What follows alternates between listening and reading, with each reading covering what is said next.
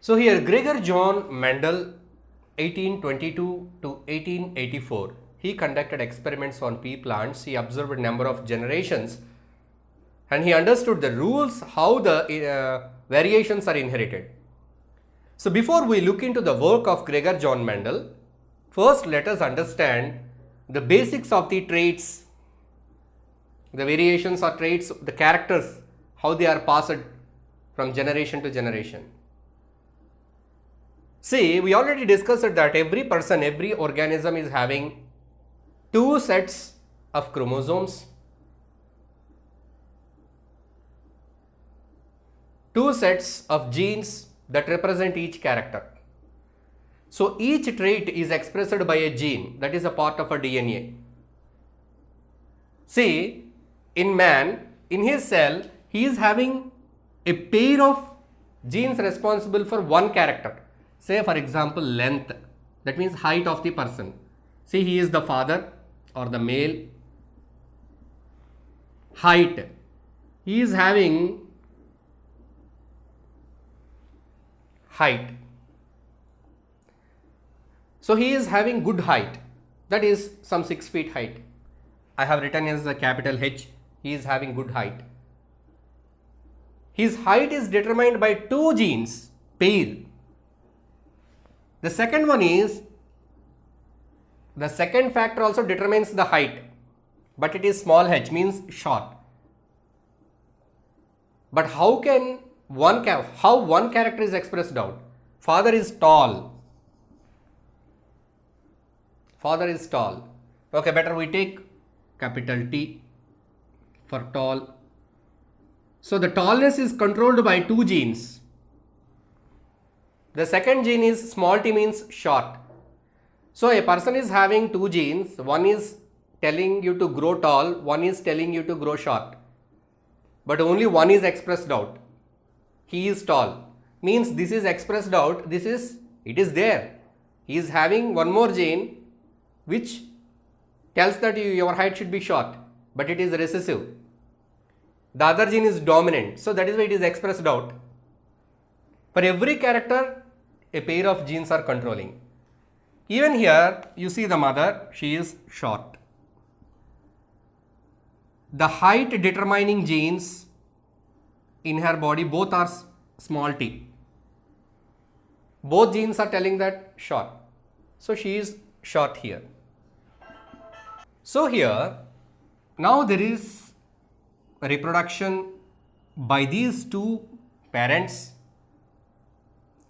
So in sexual reproduction, they contribute their genes. Here the male contribute one set of genes in the germ cells, reproductive cells, not two sets of genes. So he has given this set of gene here. This set of genes. Father contributed this set of genes. It is small t. Okay, better we take this. Here the father contributed this set of genes, which is big T, and mother contributed this set of genes. Anyway, in both the cases, she is having small t. So here the boy, how he will be?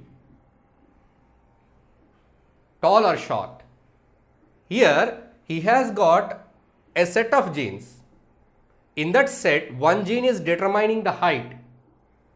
Here what he acquired from the mother, in that set, the gene that determining the height is short. From the father, the set of genes that he acquired, the set of genes in that the gene determining the height is tall. So in this case, the boy is tall because this tall is a dominant character. Of course, the boy is having the gene which can make short also, but that gene is suppressed. The trait is suppressed by the tall because tall is a dominant trait. So here we can understand one concept, that every character, every trait is controlled by two genes in every organism. So if you understand this, we can understand the experiments conducted by Gregor John Mendel. That is the reason you might be wondered. So your father may be in fair complexion or dark complexion, your mother may be fair complexion. So you will get one. You may be very dark complexion you may get. That means you may acquire the character trait from your father. You may be very fair as like your mother. So you may acquire that fairness character trait from your mother. So the traits, they are expressed by a set of genes. So now let us see the experiments conducted by Gregor John Mendel. So now let us see the experiment that was conducted by Gregor John Mendel. Here we can see two generations, progeny 1, progeny 2, F1, F2 we can see here. So already I told you that why he has selected pea plants, because there are some characters which are visible to outside, which we can observe generation to generation, what changes happened, how the characters are inherited, we can observe it. So such characters are contrasting characters. What are those? Tallness and shortness. Pea plants, they have contrast characters. Some pea plants are tall, some are short. Some pea plants have round seeds, some have wrinkled seeds. Some pea plants have green seeds, some have yellow seeds. Some have white flowers, some have violet flowers. So these many variations are there in pea plants. That is the reason why he has selected the pea plants for his experiment. So here this experiment is based on the height of the pea plant, tall. So he selected a pea plant with tall and short, two pea plants. So these two pea plants are cross-pollinated. The tall pea plant, it is having capital T, means I told you, before this I told you that every character, every trait is expressed by two genes. One is dominant, one is recessive. So in this case, in the tall plant, both the genes are expressing tallness, TT. Both the genes are expressing the same character, tallness. Whereas the other plant, it has got two genes, pair of genes for the character small t. So that is why it is short. So if cross pollination takes place between this and this, the seeds that are obtained from these plants are planted. So in the first progeny, what is observed here? All the plants are tall, but for outside, just to look outside, all are tall. But let us see the ratio. Let us see their genes, whether both the genes are expressing tallness or not. No. One gene is expressing the tall trait, the other one is expressing the short. But the plant looks tall because the tall is the dominant character. The second case also capital T, small t. Third case also capital T, small t. Fourth case also capital T, small t. All the four plants, they have both the genes. The gene which is expressing tallness, which is expressing shortness. But outside only one thing is seen. A plant can never be short and tall at a time. It can either be short or tall. Here it is only tall because it is the dominant character. So now, here again F1 plant and F1 plant are crossbred for the second progeny. F1 into F1.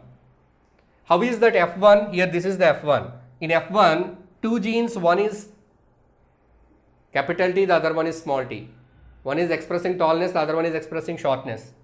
Here tallness and shortness. So now these are crossbred. So what is the result here? Out of this we got 1/4 short and 3/4 tall. 3/4 plants are tall. 1/4 is short. Out of 4, 1 is short. So the short plant has got small t. Both the characters are short. That is why it is short. In the other case, 50% out of 4, 2 are one capital T, one small t. Means one dominant character as well as it is carrying the recessive character also. Shortness expression gene is also there. Only one, it is having both the dominant characters TT. So in the second generation, 25% is having completely dominant, 25% is having completely recessive traits, and the 50% is having mixed, one dominant and one recessive gene. But to look outside, all the three are tall, one is short. So this is how the inheritance of variations takes place. So Mendel conducted some more experiments. In this case, he considered only one contrasting character, tall or short. In the next experiment, he has taken two different contrast characters. He considered tallness, shortness, at the same time their seeds. One plant with round seeds, one plant with wrinkled seeds. Likewise, in a combination of different contrast characters he has taken for the further experiment to understand better how these traits are inherited. Let us see. Now, let us see the rules of inheritance by taking two contrast characters. Earlier we have seen that only one contrast character, that is either short or tall plant, short plant. Here too, what is that? Here we are considering the color and shape of seeds of pea plant. So here initially the seeds are taken like the seeds which are round. The roundness is determined by both the genes capital R, and green, it is determined by small y. On the other side, we have taken a seed which is wrinkled and yellow. Wrinkled yellow. The wrinkleness is shown by small r. Yellow is shown by capital Y. The first one is round green. Both are crossbred. Here in the first generation F1 progeny, you got capital R, small r, means this is the dominant character. So you got it as round, capital Y, small y. The capital Y, it denotes that yellow. So round and yellow. Round and yellow seed you got in the F1 progeny, first generation. Now you have taken two same kind of first generation seeds and cross-pollinated, fertilized, crossbred. Crossbreeding has taken place between the F1 and F1. So in this case, the result is we get 315 round yellow seeds, 108 round green seeds, 101 wrinkled yellow seeds, 32 wrinkled green seeds. The ratio is 9:3:3:1. What does it shows? So the characters are independently inherited. It doesn't mean that the round and green, roundness and greenness both are not linked. So the characters, the traits are independently inherited. See here, the different combinations he got. Actually, he has taken round green, wrinkle yellow, but he got round yellow, round green, wrinkle yellow, wrinkle green. So this is the different combinations takes place because the traits are inherited individually. And the one more important thing is that each and every trait is represented by two genes.